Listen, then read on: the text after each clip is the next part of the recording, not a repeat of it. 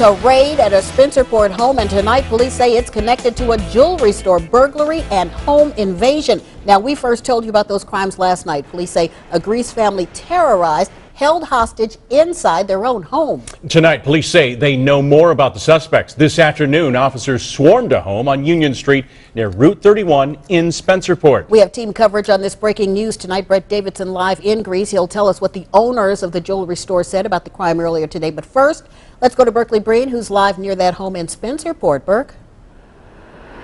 Hey, Jen, it's right across the street. That's the home that the SWAT team raided this afternoon. As you can see, there are Grease police officers still there trying to find some evidence. Grease police say that evidence from that jewelry store heist led them to this home. And I just spoke with the Grease police chief. He told me they're looking for jewelry, weapons, even the masks that might have been used in that heist. Anything they can find here that can tie them to that crime a couple of days ago. Now, we were here when the raid began. You can see the black armored SWAT truck move down Route 259 towards the house and then move closer to the house with the SWAT members behind the truck. Now, the owner of Page Countryside, right across the street from the house, took these photos. You can see the SWAT members prepare to move in. The photos also show an adult woman in a yellow t-shirt come out of the house with her hands up. She was put in the back of a police car but not arrested. You're going to hear from the store owner in a moment, but first, here's Grease Police Chief Pat Phelan on the police raid. Well, we developed information about the case pursuant to the investigation, led us to believe that there may be evidence of the crime here at this location. So we're executing a search warrant. We're going to be searching the house for evidence. It raises the hair on the back of your neck a bit, and makes you kind of stop and think a little bit. Is, you know, how safe are we in our local community? Then what do you remember seeing and hearing? They announced on a loudspeaker to actually have everyone come out of the house, which took several minutes for people to come out. A woman came out, they put her in handcuffs, and shortly after that they put her on their PA system on the armored vehicle, and a bunch of children came out of the house. Yeah, we saw those children actually in the back of another police car, kept inside that car with the air conditioning on so they could feel safe. We don't know where those children are right now. Chief Phelan told me that they have not arrested anyone. They are questioning that woman in the yellow t-shirt. He says these suspects of the heist still considered to be armed and dangerous.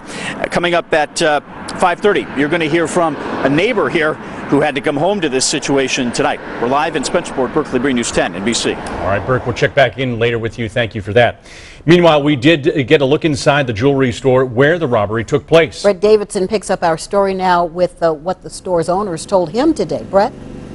Well, Janet and Scott, we're here at Grease Police Headquarters where we're learning more about the suspects in this heist and how this all went down yesterday. I also spoke to one of the owners of the jewelry lab today who told me they're still trying to determine just how much was stolen.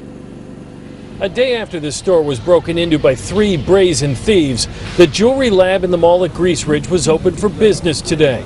But it didn't take long to see that much of the merchandise was missing.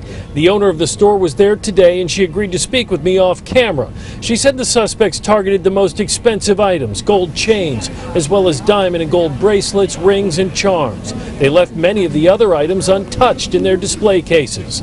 Grease Police Chief Patrick Phelan today put the value of the stolen items in the tens of thousands of dollars. It looks like they knew what they were looking for, and they were looking for some specific items, some bulk jewelry, diamonds and gold, that type of thing. So they're still trying to determine the value, but it's significant. According to the store owner, the suspects were dressed in all black, wearing masks and gloves when they followed the manager of the store into his home on North Glen Drive on Wednesday, then bound he and his family up with duct tape. The crooks demanded the keys to the store and the alarm code, then stayed in the house with their hostages overnight, presumably waiting until morning when the mall would reopen. Around 8:30 yesterday morning, they went into the jewelry lab and quickly took what they were looking for. Much of the heist appears to have been caught on video surveillance cameras in the store and the mall. We're pursuing all the possibilities of video.